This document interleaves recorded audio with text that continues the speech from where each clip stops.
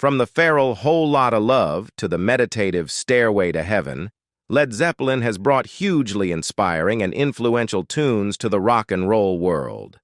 And none of these songs would have been the same without the powerful voice and captivating lyrics of Robert Plant. Rolling Stone once declared Plant the best lead singer of all time. His stage presence was one of the first that said "rock god."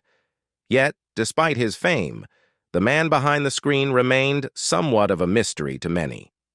Now, at the age of 75, Robert Plant's daughter has finally confirmed what many have long suspected.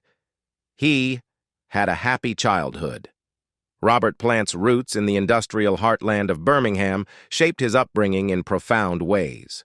Born on August 20th, 1948, in the Black Country, an area marked by the lingering effects of World War II bombings and heavy pollution, Plant's childhood was colored by the resilience of his surroundings. However, amidst the challenges, he found solace and joy in the vibrant presence of his mother, Annie Celia Plant. Described by Plant himself as suitably and joyfully combustible, Annie infused their home with music and movement, fostering an atmosphere of creativity and warmth. While Robert's father, also named Robert, had set aside his passion for the violin to support the family, it was Annie's spirited nature that left an indelible mark on her son. Her Romani heritage added a unique dimension to her character, which Plant cherished and embraced, along with her striking curly hair. In a reflective moment with BBC's Desert Island Discs, Plant fondly recalled his mother's infectious energy, recounting how her singing and dancing brought joy to their household. He also reminisced about Annie's thick, unruly hair, a feature he admired and inherited. As he shared with GQ, "My mother, her hair was very, very thick. She couldn't even get a brush through it." Annie's influence on Plant extended beyond his formative years, shaping his artistic sensibilities and contributing to his musical journey with Led Zeppelin. Her legacy lives on in the soulful melodies and electrifying performances that have defined Plant's iconic career. His father wanted him to be an accountant. Robert Plant's upbringing was shaped not only by his mother's influence, but also by his father's background and aspirations. As detailed in Paul Rees's Robert Plant: A Life, Plant Sr. was a civil engineer and Royal Air Force veteran who instilled in his son a love for cycling and fervent support for the Wolverhampton Wanderers football team. However, despite these shared interests, Plant Sr. held more conservative views that clashed with Robert's artistic inclinations. In an illuminating interview with BBC's Desert Island Discs, Plant revealed the tension between him and his father regarding his career choice. Plant Sr., representative of his generation, struggled to comprehend music as a viable profession. As Plant recalled, his father belonged to the era where traditional professions like accountancy were valued over pursuits in the arts. Consequently, young Robert found himself pressured to pursue a career in accountancy, a path that his father deemed more practical and respectable. In the early 1960s, Plant embarked on an undergraduate program in finance and accounting at the London School of Economics, supported by a scholarship. Although he eventually dropped out, citing his growing passion for music, Plant's brief foray into the world of finance left a lasting impact. As noted by Exec Hunter, his financial acumen proved invaluable to Led Zeppelin, leading to innovative cost-saving measures during their tours. Plant's suggestion to rent a jet for accommodation, rather than booking numerous hotel rooms, stands as a testament to his astute financial management skills, which complemented his artistic prowess within the band. He left home to avoid arguments with his parents. Robert Plant's early musical journey was marked by a fervent passion that often clashed with the expectations of his family. As recounted by Paul Rees in Robert Plant: A Life, Plant's love affair with music began at the tender age of 9, when he would emulate Elvis Presley by singing into his hairbrush. Growing up near Stourbridge during his teenage years, Plant found himself drawn to the town's blues scene, particularly the Seven Stars Blues Club, where he immersed himself in the sounds of the Delta Blues Band. However, Plant's increasing dedication to music came at the expense of his academic pursuits. Spending more time at the blues bar meant less time at school, sparking conflict within his family. In an interview with The Guardian, Plant candidly admitted the challenges of balancing his musical aspirations with parental and educational expectations, acknowledging the strain it placed on his relationships. His involvement with the Crawling King Snakes, a local band, exacerbated tensions with his parents, leading to a period of estrangement. Despite his efforts to navigate both worlds, Plant's academic performance suffered, culminating in his alleged expulsion from school due to truancy. At the age of 17, Plant made the decision to leave home, forging his path in pursuit of his musical dreams. Reflecting on his journey, Plant emphasized to Louder his eventual reconciliation with his parents, underscoring the eventual understanding and acceptance he found as he embarked on his musical odyssey. He had his big break in 1963. In 1963, Robert Plant found himself on the cusp of a musical journey that would forever alter the landscape of rock and roll. At the age of 15, Plant's budding fascination with music led him to intersect with the Jurymen, a band comprising his friends and schoolmates. While Plant initially supported the group by carrying their gear, fate intervened when the Jurymen's lead singer, Andy Long, fell ill on the day of a crucial gig. With no alternative in sight, Plant seized the opportunity to step into the spotlight, taking to the stage at the Bull's Head Pub in Lye. Recollections of Plant's debut performance vary, reflecting the blend of nerves and raw talent that defined the moment. As recounted in Robert Plant, A Life, Plant himself recalls feeling overwhelmed by stage fright, unable to make direct eye contact with the audience until years later. However, for Jurymen drummer John Dudley, Plant's inaugural concert was marked by an electrifying confidence that belied any apprehension. Despite the internal turmoil, Plant's commanding vocals left an indelible impression on the audience, propelling him into the realm of local bands and setting the stage for his meteoric rise to rock stardom. Working with Jimmy Page and John Paul Jones was initially intimidating. By the late 1960s, Jimmy Page and John Paul Jones had already established themselves as accomplished musicians in the music scene. According to Rolling Stone, Jones had garnered recognition for his work with Donovan and Jeff Beck, including crafting the iconic string arrangement for the Rolling Stones' She's a Rainbow. Meanwhile, Page, known for his virtuoso guitar skills, was part of the Yardbirds. However, in 1968, the Yardbirds found themselves without a vocalist, prompting Page to embark on a search for the perfect frontman across the UK. Page's initial choice was Terry Reid, a vocalist renowned for his powerful voice and esteemed by fellow musicians like Aretha Franklin. However, Reid, who was on tour with The Doors and Jefferson Airplane at the time, asked Page to wait a few weeks. Unwilling to delay, Page sought an alternative and turned to Reid for recommendations. It was then that Reid suggested Robert Plant, whom he had previously encountered when Plant opened for one of Reid's shows. Reflecting on the turn of events, Reid remarked, "It's a waste of time to talk about it. They did really well. End of story." For Plant, joining the Yardbirds was a monumental leap into the unknown. Suddenly thrust into the company of seasoned musicians like John Paul Jones and Jimmy Page, Plant found himself grappling with feelings of intimidation. Recalling the experience, Plant admitted, "We were suddenly alongside John Paul Jones and Jimmy Page, who were really seriously accomplished, far more mature. I was really kind of intimidated." It wasn't until around 1970-1971 that Plant began to cultivate the confidence that would define his iconic vocal prowess.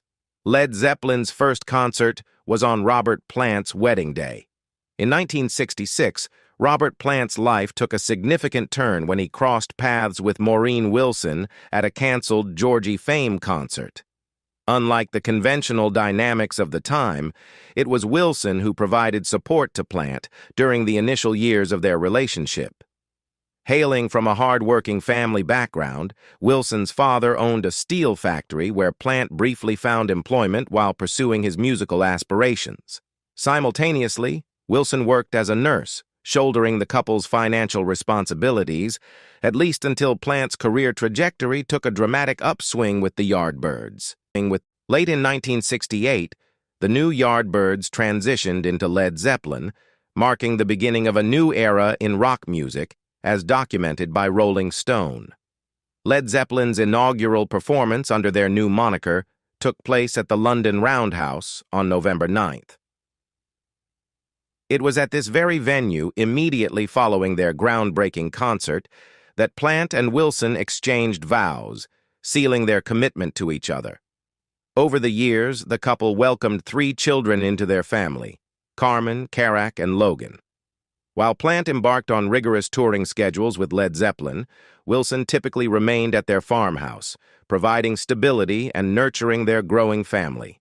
He has a history of horrific car crashes. In 1975, Led Zeppelin soared to the zenith of their musical career. Following the release of their lauded album Physical Graffiti, the band's previous works surged to the top of the album charts, solidifying their status as rock icons. Their North American tour was met with fervent enthusiasm, culminating in 5 consecutive sold-out performances at London's prestigious Earl's Court Arena, a testament to their global acclaim and popularity. However, amidst their triumphant journey, tragedy struck while the band was vacationing in Greece between tour stops. A grave car accident involving Led Zeppelin frontman Robert Plant's family cast a shadow over their success. Conflicting reports emerged regarding the circumstances of the accident, with some sources attributing the mishap to Plant's wife, Maureen, while others suggest Plant himself was behind the wheel. Regardless, the rented car veered off the road, causing minimal injuries to their children, but leaving Plant and Maureen profoundly affected. In the aftermath of the accident, Plant faced the harrowing prospect of losing his beloved wife. The lack of immediate access to substantial financial resources heightened the gravity of the situation. However, owing to the band's considerable wealth amassed from their musical endeavors, arrangements were swiftly made to airlift Maureen to safety aboard a private plane equipped with medical personnel. However, the car accident also left the singer in pretty bad shape, not just physically, but mentally. The timely intervention of Led Zeppelin's tour manager proved to be a lifesaver, as he arranged for the injured family members to be flown to Guy's Hospital in London for urgent medical treatment. Maureen's injuries were particularly grave, and her survival was nothing short of miraculous. Robert recounted the challenging months that followed in a BBC interview, describing how he was confined to a wheelchair for an extended period. Despite his physical limitations, Plant remained determined to continue his musical pursuits, and he played a significant role in the creation of Led Zeppelin's 1976 album, Presence, recording tracks from his wheelchair. One such track, Achilles' Last Stand, was initially dubbed the Wheelchair Song, reflecting the circumstances under which it was composed. In the aftermath of the tragic accident, Led Zeppelin faced significant setbacks, including the cancellation of their tour and delays in their album production schedule. Plant's slow recovery further compounded these challenges, forcing the band to put their musical endeavors on hold. Despite his physical limitations, Plant made valiant efforts to continue working with the band, even contributing to the writing process of their next album, Presence, from a wheelchair. One notable result of this period was the composition of Achilles' Last Stand, a song inspired by Plant's experience of being unable to walk. However, the accident also provided an unexpected twist in the form of a copyright infringement lawsuit filed against the band in 2014. The lawsuit alleged that Jimmy Page and Robert Plant had plagiarized the song Stairway to Heaven from the American band Spirit's track Taurus, following a shared tour experience in 1970. Plant found himself in the courtroom, where he testified about his memory loss following the car accident. Plant stated that he had no recollection of Spirit or any other band playing with Led Zeppelin during that time. "I can't recall Spirit or anybody else playing there with the passing of time," he admitted. The singer attributed his memory lapses to the severity of the crash, revealing that his wife had suffered a fractured skull while his own head had been buried in the car's windshield. "I did have a bad car accident," Plant recounted. "I don't remember seeing Spirit." The string of car accidents left an indelible mark on Plant's life and career, underscoring the fragility of existence and the resilience required to overcome adversity. Despite the challenges he faced, Plant's unwavering commitment to his music and his family exemplified his strength of character and enduring spirit. Robert Plant lost his son. In 1977, Led Zeppelin embarked on what would become one of their most tumultuous tours in the United States. The tour was already plagued with challenges stemming from Robert Plant's previous car accident, which had caused delays and setbacks. Violence and small riots erupted at several tour stops, contributing to the tour's ominous atmosphere. However, on July 26th, tragedy struck in the most devastating manner possible. Robert Plant received distressing news that his 5-year-old son, Carac Plant, was ill with a stomach virus. Carac had contracted the virus from Maureen Plant, who had recently recovered from the same illness. Later that same day, another call delivered the heartbreaking news. Carac had passed away. The devastating loss of their beloved son sent shockwaves through the Led Zeppelin camp, prompting the immediate cancellation of the tour. Reflecting on the profound impact of Carac's passing, Robert's father conveyed the deep bond shared between father and son, describing Carac as the apple of Robert's eye in a statement to the Associated Press. In the aftermath of Carac's death, Robert Plant retreated to the solace of the family's farmhouse, grappling with unimaginable grief and attempting to piece together what remained of his shattered family. Consumed by sorrow, Plant initially shunned the world of music, prioritizing his family above all else. In a candid interview with Charlie Rose in 2012, Plant expressed his sentiments, emphasizing that there are priorities in life beyond the realm of entertainment.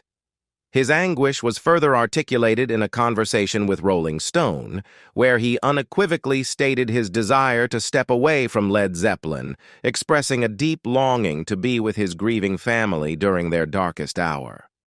Despite his reluctance to return to music, it was the persuasive efforts of his bandmate John Bonham that ultimately convinced Plant to reconsider. In the face of overwhelming sorrow and personal tragedy, Robert Plant found solace in the camaraderie and support of his bandmates, ultimately returning to Led Zeppelin to navigate the turbulent waters of grief and healing together. He considered teaching. Following the devastating loss of his son, Carac, Robert Plant found himself contemplating a significant career change, driven by a desire for greater meaning and purpose. In a candid interview with GQ in 2011, Plant reflected on the inherent insecurities that often accompany the realm of entertainment, acknowledging a personal longing for a more genuine and selfless path. He contemplated leaving behind the egocentric world of music in favor of a career that would allow him to make a more meaningful impact.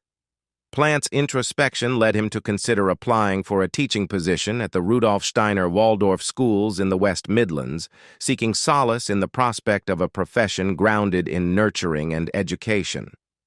Recounting the pivotal moment in an interview with the BBC's Desert Island Discs, Plant shared a remarkable encounter with his bandmate, John Bonham, which would ultimately alter the course of his decision.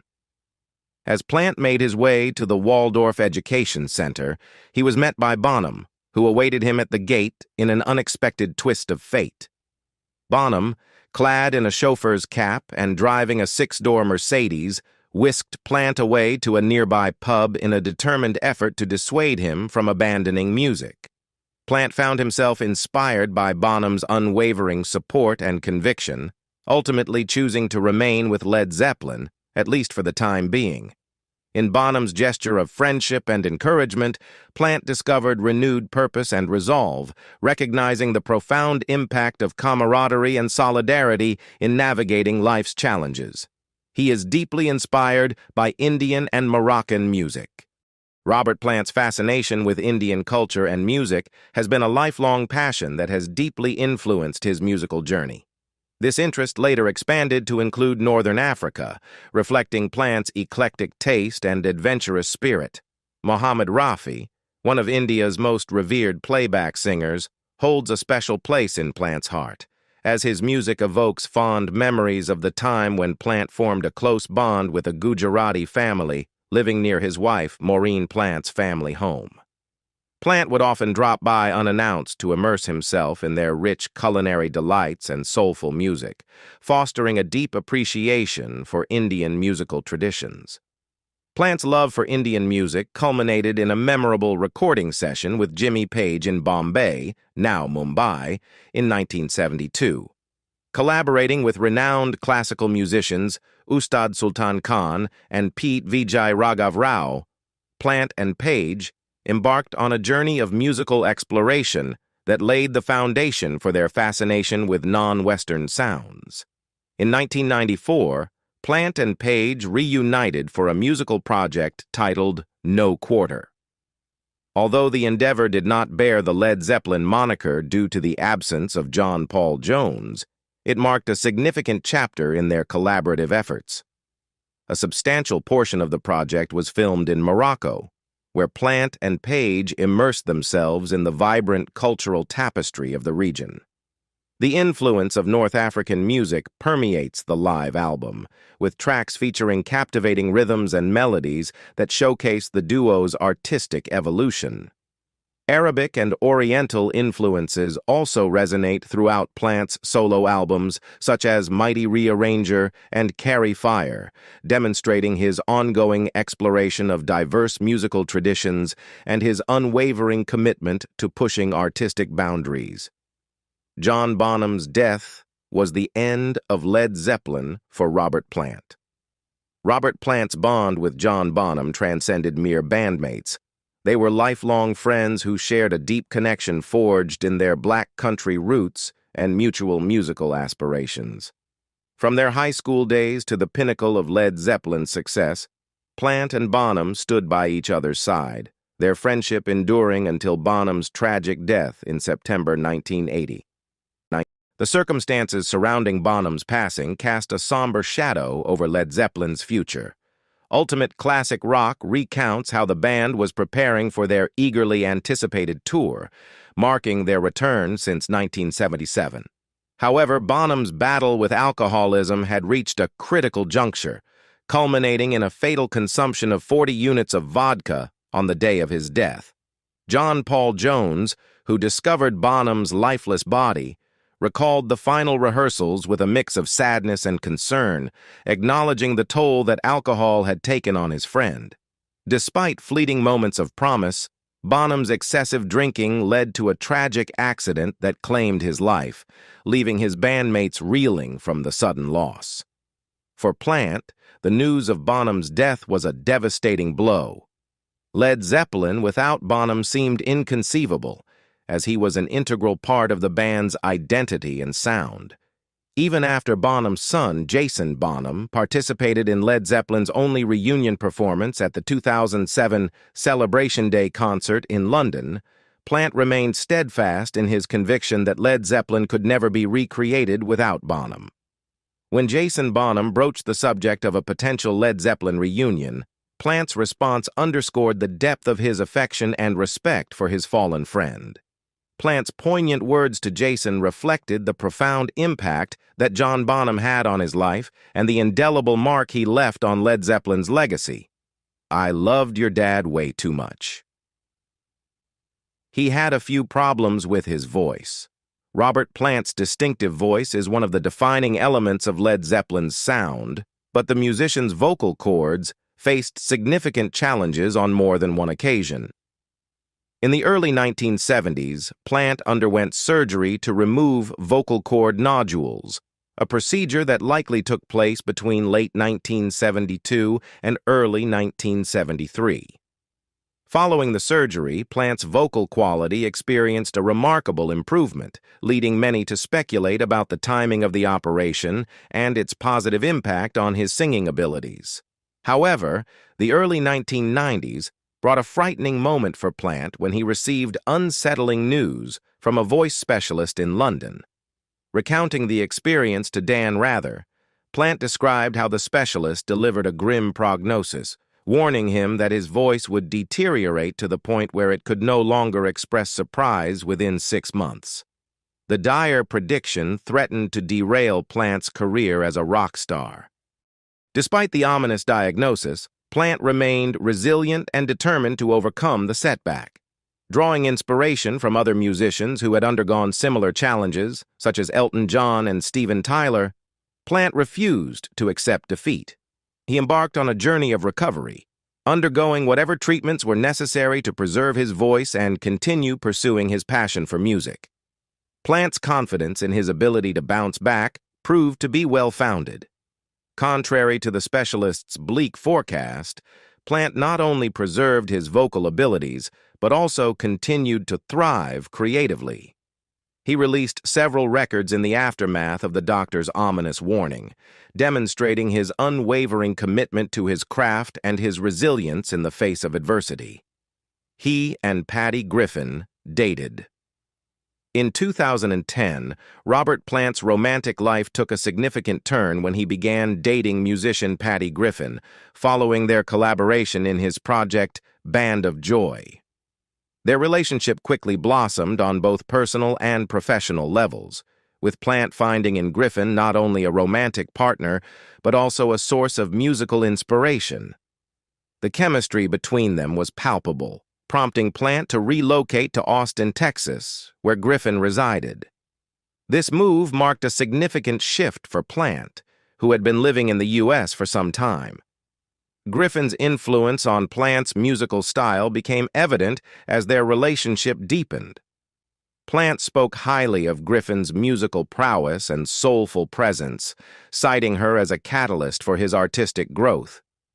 In an interview with Louder, he praised her prolific talent and described her as a source of both musical integrity and personal fulfillment. However, their relationship took a turn in 2014 when the couple parted ways. Plant faced the end of his romance with Griffin and found himself at a crossroads. It was during this period of introspection and transition that Plant made a significant decision: to return to his homeland, the Welsh borders.